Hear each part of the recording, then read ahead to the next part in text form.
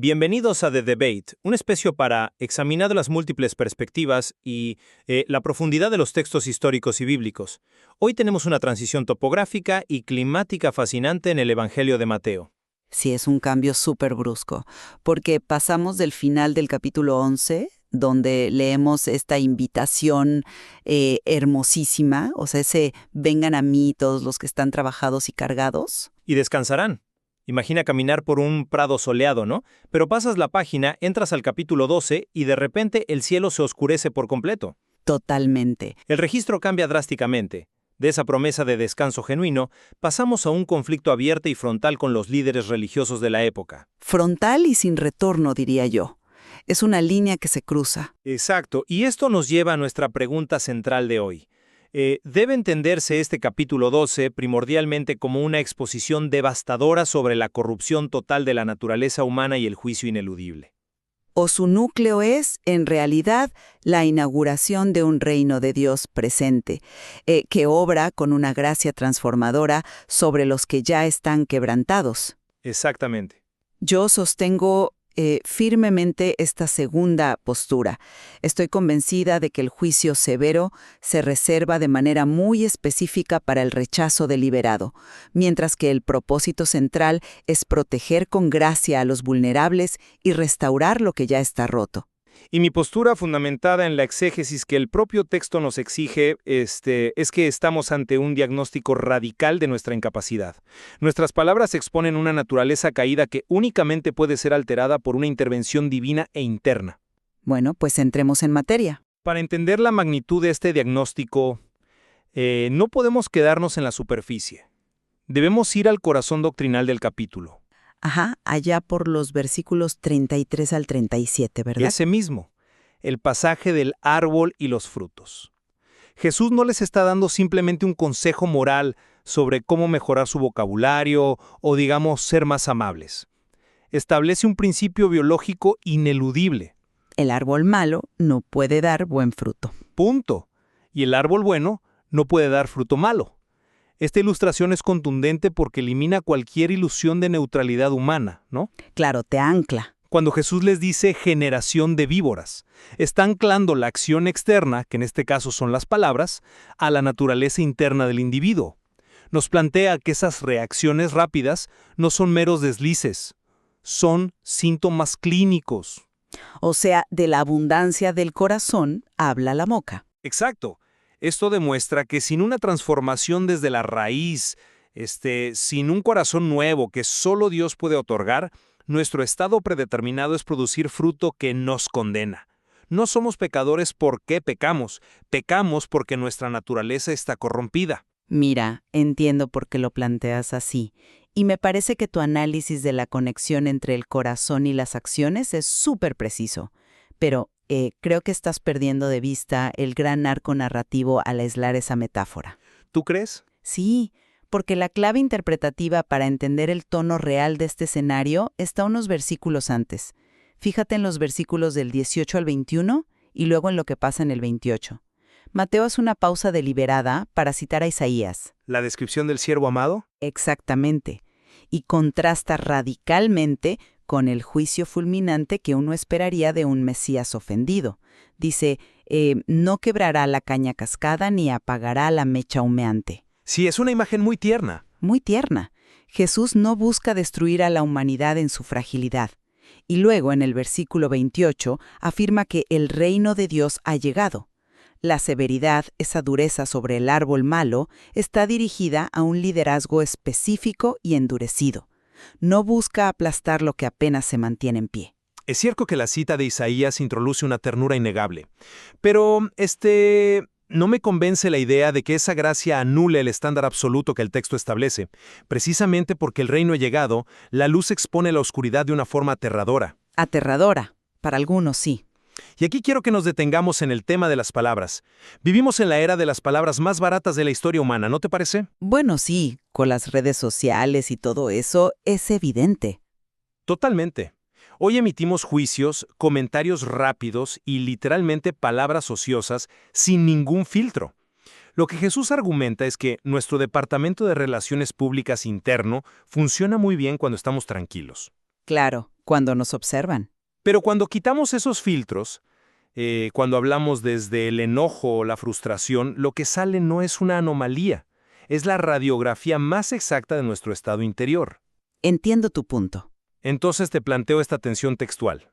Si sostienes que el texto promete gracia para la caña cascada, ¿cómo reconcilias esa suavidad con las matemáticas del versículo 36?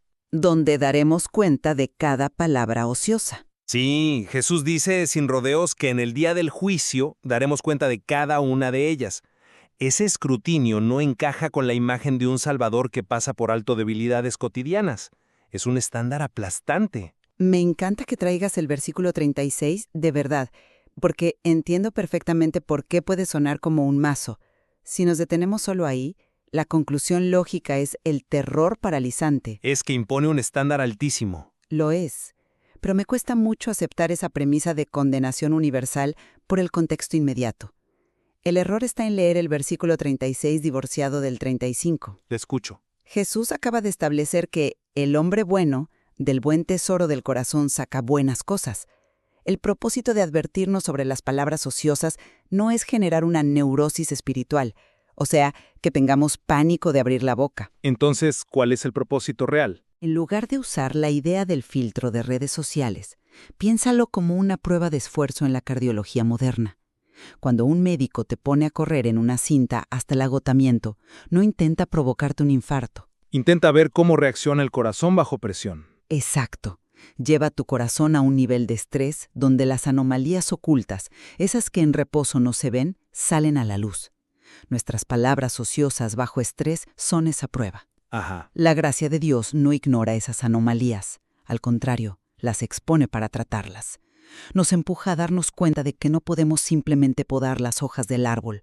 Debemos correr hacia el médico, hacia el siervo compasivo, para que sane ese tesoro del corazón. Esa analogía de la prueba de esfuerzo es fascinante, tengo que admitirlo. Pero creo que involuntariamente le da fuerza a mi punto. ¿Por qué lo dices? Que los fariseos estuvieran un poquito enfermos y necesitaran medicación. El problema es que espiritualmente estaban muertos. Y la prueba de esfuerzo lo único que hizo fue revelar una hostilidad profunda hacia Dios. Bueno, su reacción sí fue extrema, claro. Extremísima. Y si hablamos de la obra del Espíritu Santo, tenemos que abordar el momento más oscuro del capítulo, que es lo que detona todo esto: la blasfemia contra el Espíritu Santo. El famoso pecado imperdonable. Sí. Jesús acaba de sanar a un hombre ciego y mudo que estaba endemoniado. La evidencia de que el reino ha invadido la historia es irrefutable. ¿Y cuál es la reacción de los líderes? Afirman que lo hace por el poder de Beelzebú. ¿Ven la obra del Espíritu y la llaman satánica? Exactamente. Si esto es una prueba de esfuerzo, el paciente no solo falló la prueba, el paciente se levantó y atacó al médico. Tienes toda la razón. Atacó al médico. Y esa reacción tan extrema es fundamental para entender a quién va dirigido el juicio irreversible. Necesitamos definir este pecado con mucho cuidado. Adelante, defínelo. Porque, seamos honestos, esto ha causado una angustia innecesaria en mucha gente. La blasfemia contra el Espíritu Santo que vemos aquí no es un desliz verbal accidental, no es la duda agónica de alguien que está luchando con su fe, no. Claro, no es un mal pensamiento intrusivo. Exacto. Es un rechazo consciente, persistente y, sobre todo, deliberado de la obra manifiesta de Dios, al punto de atribuirle la gracia libertadora al mismísimo diablo, sabiendo lo que hacen. Un endurecimiento total. Así es. Lo que esto nos enseña es que la condena máxima no recae sobre el individuo que batalla diariamente con su naturaleza, el que se equivoca y busca gracia, sino sobre la rebelión obstinada de quienes eligen llamar oscuridad a la luz. Concuerdo con tu definición cuidadosa de la blasfemia. Efectivamente, no es un simple error por ignorancia. Pero fíjate en esto.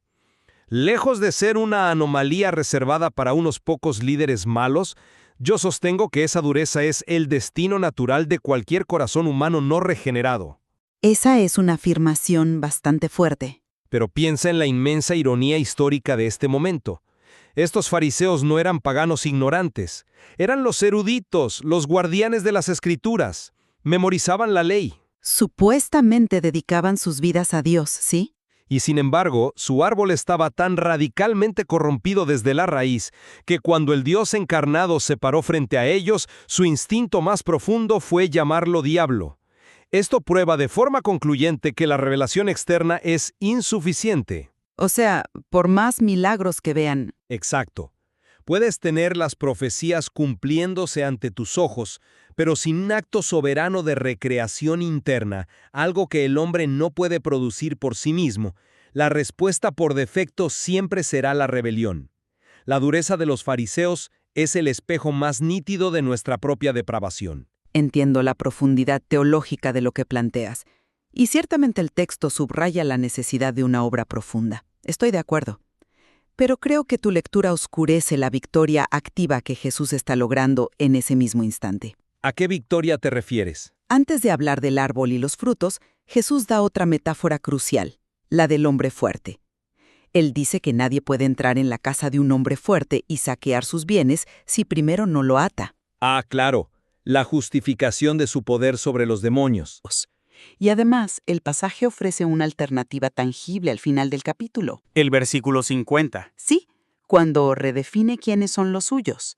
Dice, todo aquel que hace la voluntad de mi Padre que está en los cielos, ese es mi hermano, y hermana y madre. Fíjate en el verbo, hacer. Ajá, hacer. El reino de Dios opera mediante una transformación interna que produce una evidencia visible y concreta en la obediencia. La verdadera familia de Jesús está formada por aquellos que, siendo cañas cascadas, permiten que el reino irrumpa y los transforme desde adentro hacia afuera. Es sumamente interesante que menciones el versículo 50, porque esa frase, el que hace la voluntad de mi Padre, es el eslabón que cierra perfectamente la cadena lógica con la doctrina del árbol y el fruto que discutíamos antes. ¿En qué sentido? En que esa obediencia concreta, ese hacer, no es un añadido opcional. Es la única evidencia validada de que el árbol realmente experimentó esa regeneración. Lo que decimos creer tiene que materializarse inevitablemente en cómo reaccionamos. Sí, tiene que haber coherencia. Y en nuestro contexto contemporáneo es facilísimo afirmar una ortodoxia puramente intelectual. Alguien puede tener una teología impecable y debatir brillantemente, pero si sus palabras en los momentos de tensión están llenas de veneno y orgullo, el texto nos obliga a cuestionar la raíz. Claro, porque el fruto evidencia la raíz de manera infalible. Totalmente. La familia de Jesús no se define por la tradición o por usar el vocabulario teológico correcto. Se define por una alineación vital con la voluntad del Padre. Y eso es absolutamente imposible si el tesoro del corazón sigue siendo malo. Estoy de acuerdo en que un manzano da manzanas y un árbol malo da frutos malos. La naturaleza dicta el resultado. Pero la gran diferencia entre nosotros radica en cómo entendemos la paciencia del agricultor. Explícate. Si la obra del Espíritu se manifiesta en nuestras palabras bajo presión, el discípulo que de pronto ve salir de su boca algo tóxico no se encuentra frente a su condena final. Volviendo a la analogía médica. La de la prueba de esfuerzo. Sí, cuando fallas la prueba de esfuerzo, no te envían a la morgue, te envían al quirófano para restaurarte. Si hoy dejamos escapar palabras de frustración, el estándar sigue siendo alto, sí, pero la gracia del reino nos ofrece el recurso para el cambio profundo. El arrepentimiento. Exacto. El arrepentimiento es, en sí mismo, un buen fruto que solo puede provenir de un tesoro regenerado. Un corazón endurecido como el de los fariseos simplemente justifica sus malas palabras, pero un corazón en transformación se quiebra por ellas y acude de inmediato a Cristo. Creo que hemos llegado a un punto donde nuestras perspectivas se clarifican profundamente, en sus contrastes. Si resumimos nuestra posición frente a este texto tan denso, mi lectura subraya que Mateo nos pone frente a un espejo implacable. Un espejo muy difícil de mirar. Muy difícil. Este pasaje expone de manera inexorable la radical incapacidad humana. Nuestras palabras ociosas nos delatan y demuestran que requerimos de manera desesperada que Dios intervenga soberanamente para alterar nuestra naturaleza desde la raíz. La advertencia derriba cualquier pretensión de justicia propia. Y desde mi perspectiva, si bien acepto ese diagnóstico de la condición humana, el capítulo 12 brilla primordialmente como una declaración triunfal del reino. Es la revelación de un rey que no viene a destruir a los frágiles ni a condenar a los que luchan. Sino a los líderes endurecidos. Así es, viene a confrontar la arrogancia de la élite religiosa y a restaurar el corazón de los suyos desde adentro, redefiniendo su familia mediante la gracia, el arrepentimiento y, pues, una obediencia progresiva. A pesar de nuestros enfoques distintos, es evidente que ambos coincidimos en una premisa ineludible. El cambio verdadero jamás proviene de intentar modificar la superficie. Ponerle un bozal temporal a nuestras palabras no resuelve el problema central de nuestra hostilidad hacia Dios. Totalmente de acuerdo. Sin embargo, mantenemos nuestra atención sobre cuál es el tono dominante, si es el peso del juicio divino sobre nuestra corrupción innegable, o el amanecer compasivo de un reino diseñado para rescatar a los quebrantados. Y si lo pensamos bien, es precisamente esa tensión teológica entre el juicio riguroso de nuestros frutos y la gracia enorme de la transformación interna, lo que nos ofrece una manera súper profunda de evaluar nuestra propia fe hoy. Así es. Es un pasaje que nos prohíbe ser indulgentes con nuestros pecados, pero al mismo tiempo nos prohíbe caer en la desesperación al mostrarnos a un Salvador poderoso. Hay muchísimo más para explorar en los matices de este texto. Completamente de acuerdo. Al final, el objetivo no es cerrar el texto, sino abrirlo. Los invitamos a ustedes, quienes nos escuchan, a regresar a la fuente. Abran el capítulo 12 de Mateo por ustedes mismos. Y observen ese prado cálido del capítulo 11 convertirse en un terreno de confrontación absoluta. Y pregúntense, en la honestidad de sus propios pensamientos y lejos de los filtros públicos, ¿qué revelan esas palabras que nadie más parece notar? ¿Y de qué tipo de árbol provienen realmente? Gracias por acompañarnos en este análisis riguroso. Nos encontraremos nuevamente en la profundidad del texto.